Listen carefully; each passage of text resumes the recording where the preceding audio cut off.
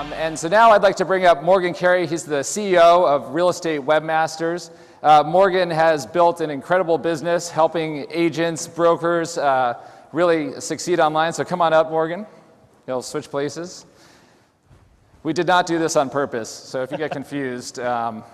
Morgan squared, right? Yeah, Morgan squared, exactly. So, but what we wanted to talk about is you have spent your career working with agents and brokers and enabling them with technology, websites, and that type of thing. And basically take all of that experience and distill it down into a few points about how the entrepreneurs today can talk to their prospective customers and really get inside the minds and be successful of talking and educating and consulting with their customers. And then at the same time, help the brokers and agents understand kind of what to look for and set expectations around technology choices and that type of thing.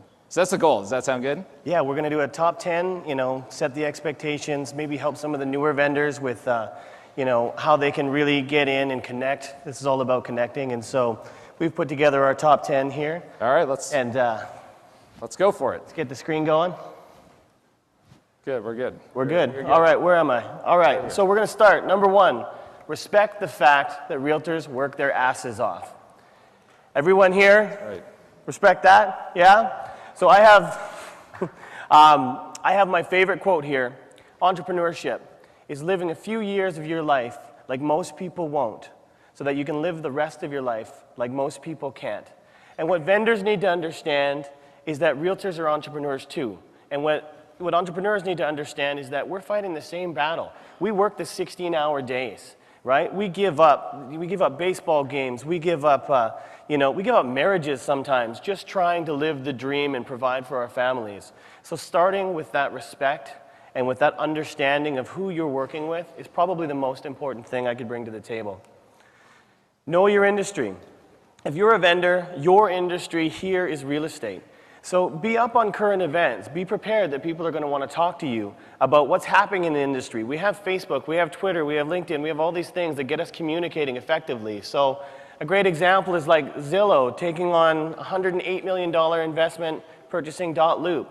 That's the big thing right now. Mm-hmm. And so these kinds of things are going to come up in your conversation. So if you're speaking with the real estate industry, you really want to be up on current events because it's a great way to start building relationships right away.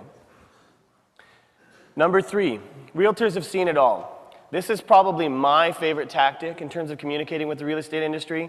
I like to implement humor. Humor is universal. I try to think of the stories that I've heard over my 13 years working with real estate agents, and the one that comes up for me over and over again is flirty or naked grandma.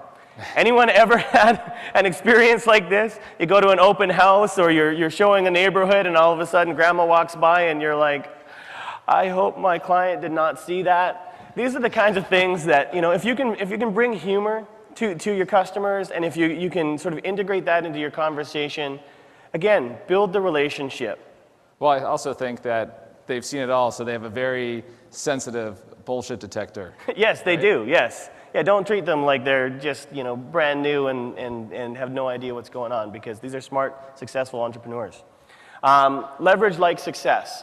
So no matter where you are in your space, maybe you're brand new, maybe you're middle of the pack, maybe you're dominating, if you are going to be taking on an account or trying to take on an account, make sure not only have you done your research, but you've compiled a list of like success stories. So for me, I'm going to use the example of, say, Keller Williams, one of the largest organizations we service.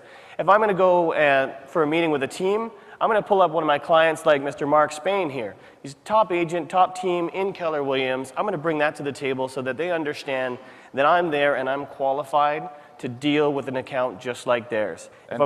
And brokerages and franchises should be asking the same questions. Exactly. So if we have an example of a brokerage, for instance, we would pull out like a Keller Williams Austin, and we would say, hey, we can handle that account too. Go ahead and call Mary Tennant. Go ahead and call Diane Johnson, people like that. You need to know the names, you need to know your accounts, and you need to know that your customers are going to phone these people, so if you're going to use them as examples, be pretty confident that you've done a great job. And the thing is, if you've always done a great job, you should always be confident. Never forget, realtors work without a safety net, just like every entrepreneur, right? We don't have a guaranteed salary. We don't have a pension plan. We don't have, if I don't make it these next 3 months, I'm going to be just fine. So as an entrepreneur, as a tech vendor, when you started your company, or maybe you're just starting your company, think about how you feel. Think about how scared you are sometimes that you might not be able to pay the 5 employees that you have. And realize that in the real estate industry, it's the same thing. There's no free ride. There's no guarantee. And that's really important, because if you have that empathy, you'll be able to connect on a much more personal level. Walk the walk. So basically here, I think it's for any business person. If you're doing a significant transaction, you want to make sure you're going into business with somebody who is a business person themselves. You want them to achieve a level of success. You want them to, be able to showcase that they're going to be around today, tomorrow, 5 years, 10 years from now. And so if you've got accolades, if you've built up whatever level of business, make sure that you make your clients aware of this, because they're going to want to know that you are a successful entrepreneur, or you are a successful vendor, tech vendor, you come from a space. And Definitely. Well, so you look very handsome in that photo, Morgan. Yes, so I have the great honor of, I've been nominated as a finalist for Entrepreneur of the Year through Ernst & Young. So that is basically the best award you can achieve as an entrepreneur. So win or lose, just to be in the category, I'm very honored. We find out in September. So. Oh, nice. And Ernst & Young, that's a real deal, so yeah, passes the bullshit. That's right. The thing, is you have to have credibility. You can't be making up your own awards and then winning them, right? Exactly. That's just like, I'm the top realtor in my house, or I'm the best web developer on my street. Right. Those are not really things, right? So that's actually a really good segue. As business people, make sure you look out for these local awards, for these, provincial or state awards, things like Inc. 5000, Profit 500. People watch these things, and those are your opportunity to skyrocket onto a platform of credibility that you've not been able to achieve just sort of flying under the radar. So really look for those opportunities. I think I'm the top agent in my house. Are you the top agent in your house? Excellent. Do your research. The internet is the best gift we've ever been given as salespeople. Again, whether we're vendors, whether we're realtors, if I know I'm going to call someone, it takes me 5 minutes to find out almost everything I need to know about them, right? I know what they look like, what they like to wear, if they have animals, if they're married, what kind of job they have, what sports team they like. I mean, these are great rapport building tactics. It takes no time, and it shows true effort. Right? If you're going to come to me and you're going to pitch me something, or I want to sell you a house, I want to come in and I want to say, listen, I've taken the time, because I respect your time, to already learn about you, so that we can get down to business and start building real relationships and get past the fluffy stuff. Right. And in the reverse here, do the research of the people coming in and make sure you're not getting hoodwinked. Absolutely. Research your vendors. Call the customers. Don't just read the testimonials. I can't tell you how many times I've actually seen testimonials and called the people, and they're like, I don't work with that person. Right. I've never, Google is our biggest customer. Right. No, they're not. Right. Testimonials written by their marketing department. Exactly. Exactly. So back to knowing the industry, do the math for them. If you can do fast math, help them understand what your business does to impact their bottom line and their ROI. We actually produced an income predictor tool that basically takes all the known facts in real estate, things like splits and commissions and things of that nature. And we plug them in and we say, listen, this is what we're responsible for, this is what you're responsible for. So as a vendor, if you can break down your costs and you can truly show that you understand how those costs are going to produce results, and then out of those results, what they're going to net from that, you're going to have a much easier time. I just want to know how much money I'm going to make after I pay everybody. Right. That's ROI. That's what I want to know. That's exactly what I want to know. Cool. Number 9. Number 9 is stop selling. If anyone has not read the book Getting Naked by Patrick Lencioni, it is the absolute best sales book I have ever read.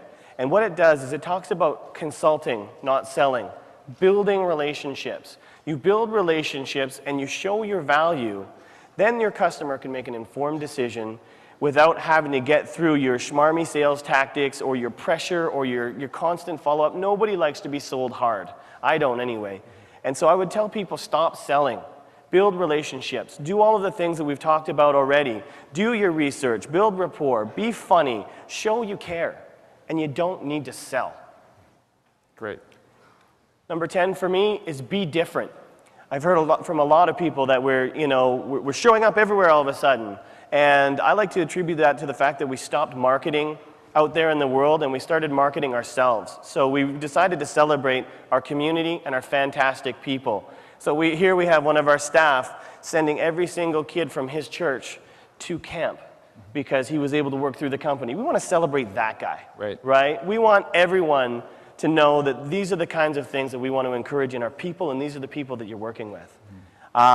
Same thing with celebrating your staff. We had a 10-year staff member, and so we had every single employee from our 5 buildings, 150 people plus our restaurant staff, come just for a check presentation to show this guy that this company, no matter how big it gets, truly cares about employee number 1, right? And this is the kind of stuff that if your clients see this and they see that you care about your people and your community, again, it's going to help you build the relationships, it'll build respect, and hopefully by the end of 10 years, you'll have 10,000 pictures like this. This is George. He has Down syndrome. He came to one of our events, and the hip-hop crew pulled him on stage. He got to dance for the entire show, and I like to think that's going to be one of the best memories of his life, and that's the kind of company we want to show ourselves to be. So whatever you can be to be different, but make sure that at the end of the day, even if it doesn't work, you're proud of what you did to be different. Well said. Well said. Excellent. Nicely done. All right. So speaking of being different, I don't know about the getting naked part, but speaking of being different, happens all the time. You've got a karaoke party tonight. It's a must-attend event. So yes, 8 o'clock, 46th floor. We have our folks at the Real Estate Webmasters booth, so they have a stamp for you. We're buying drinks, so stop by the booth. And if anybody was here last year, you know that it's probably going to go a lot longer than it did, and there's going to be some awesome videos. So we're really looking forward to it. They've seen it all. Thanks, Morgan. All right, thank you so much. Here.